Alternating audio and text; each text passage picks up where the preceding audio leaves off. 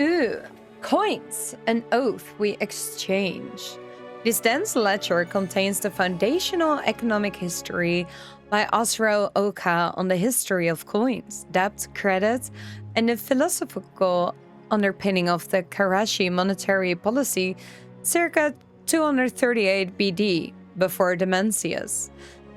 The idea that the coin replaced the practice of barter, a story often used to show progression from pre-Manusa civilization to our current modern multi-state economies, is entirely an invention of previous writers and has no basis in history or archaeology.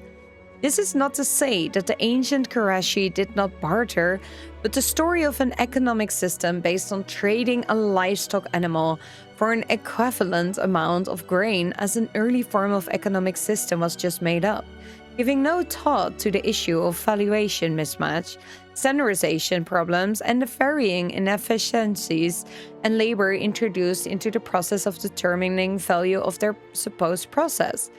Previous authors who created this fiction out of whole cloth precisely because it was ridiculous. They wanted to portray our ancestors as foolish and ignorant, and our modern-day systems as wise and natural. A coin is not the physical embodiment of livestock or grain, it is the embodiment of an oath. Putting aside the references of Karash, and with apologies to my childhood instructor, Oracle Bamui, I never did memorize those sacred poems. The coin is an element of our concept of the exchange because it combines two of the three elements.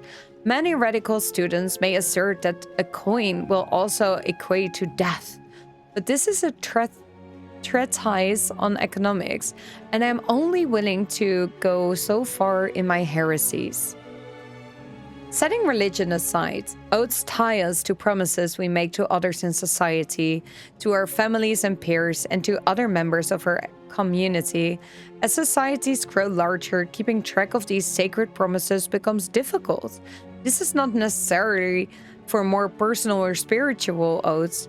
I need not inform the residents of Tazavesh that I have fulfilled my vow to take a daily constitutional to improve health. But as our societies grow larger and the web of obligations become more elaborate, the debts we owe call and grow ever more complex to record. My long-winded lectures may have value to scholars of the exchange, but little value to the farmers or grain, or the rancher of livestock in the wilds. Thus my oath to finish this very tome hold value to them, is the equivalent to their oath to feed the community. How do we compare the values of such desperate oaths? Coin. It is the record of my oath to my publisher to put my thoughts in order and publish before the end of the calendar year. Or the oath of the rancher that the meat of their livestock will be slaughtered, dressed, and fresh in the market.